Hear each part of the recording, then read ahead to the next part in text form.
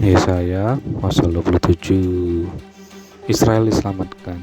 Pada waktu itu Tuhan akan melaksanakan hukuman dengan pedangnya yang keras, besar dan kuat atas Lewiatan, ular yang meluncur, atas Lewiatan, ular yang melingkap, dan ia akan membunuh ular naga yang di laut.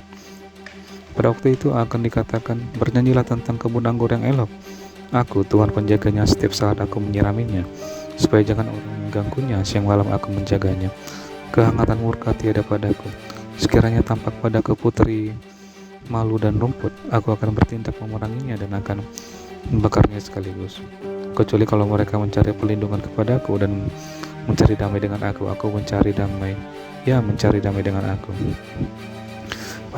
Pada hari-hari yang datang, Yakub akan berakar, Israel akan berkembang dan bertunas dan memenuhi muka bumi dengan hasilnya. Apakah Tuhan memusnahkan umatnya seperti ia memusnahkan orang yang memusnahkan mereka? Atau apakah ia membunuh umatnya seperti ia membunuh orang yang membunuh mereka?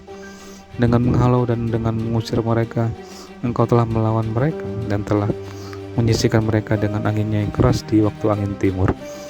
Maka beginilah akan dihapuskan kesalahan Yakub, dan inilah buahnya kalau ia menjauhkan dosanya. Ia akan membuat segala batu mesbah seperti batu-batu kapur yang dipecah-pecahkan, sehingga tidak lagi tiang-tiang berhala dan perubahan-perubahan yang tinggal berdiri.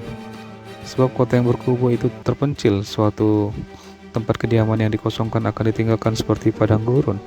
Anak lembu akan makan rumput dan berbaring di situ menghabiskan dahan-dahan pohon. Apabila ranting-rantingnya sudah kering, maka akan dipatahkan. Perempuan-perempuan akan datang dan menyalakannya.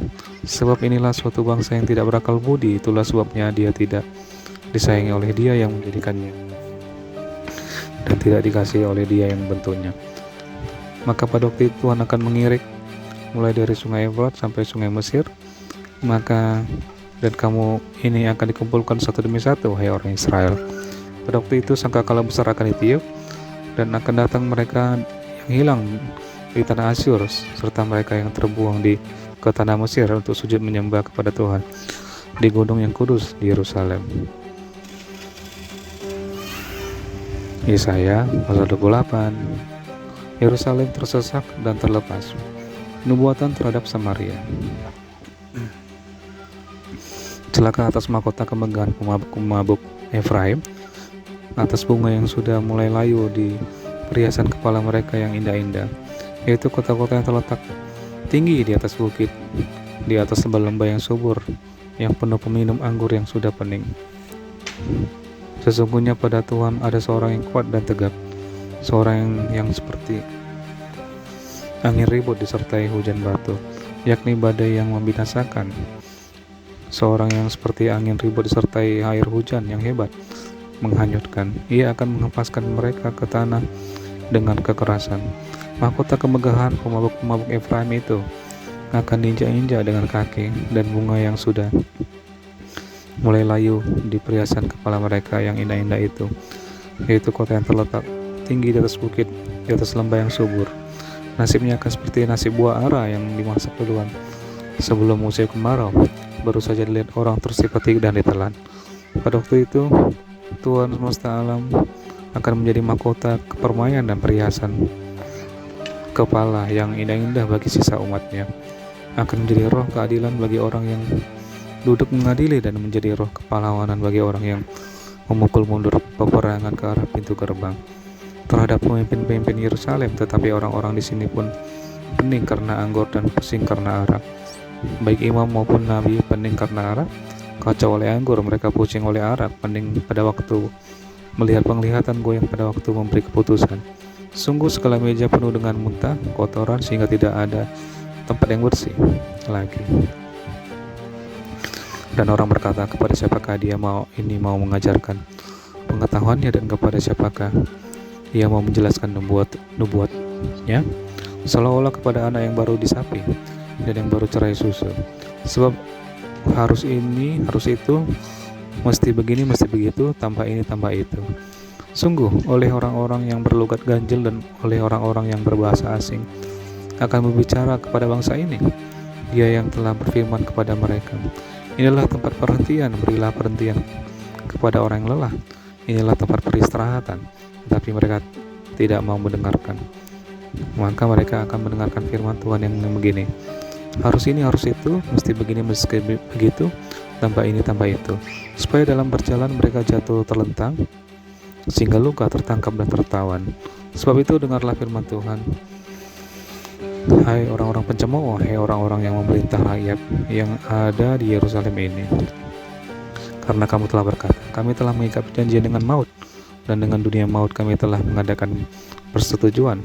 Biarpun cemeti berdesik-desik dengan kerasnya, kami tidak akan kena, sebab kami telah membuat bohong sebagai perlindungan kami, dan dalam dusta kami menyembunyikan diri. Sebab itu beginilah firman Tuhan Allah, sesungguhnya aku meletakkan dasar-dasar di Sion, sebuah batu yang teruji, sebuah batu penjuru yang mahal, suatu dasar yang teguh.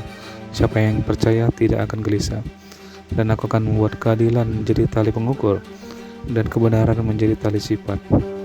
Hujan batu akan menyapu bersih perlindungan bohong, dan air lebat akan menghancurkan persembunyian. Perjanjianmu dengan maut itu akan ditiadakan, dan persetujuanmu dengan dunia orang mati itu tidak akan tetap berlaku. Apabila cemeti berdesik-desik dengan kerasnya, kamu akan hancur diinjak-injak.